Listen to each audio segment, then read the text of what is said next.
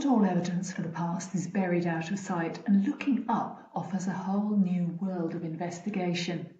In this session of Dig School, students will learn to look up, to notice things in plain view that can tell them about the past.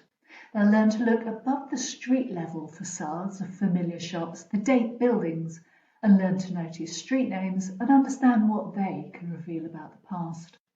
Students will be able to apply their new vision to familiar places they know, to create fun challenges for family and friends to see how well they really know a place they may have visited hundreds of times, and play street bingo to see how many historic buildings and street names they can spot in a place that they can visit in person or online.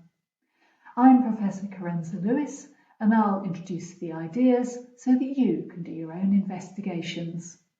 If you or your students would enjoy learning something a bit different, download this free workshop from www.digschool.org.uk. Enjoy!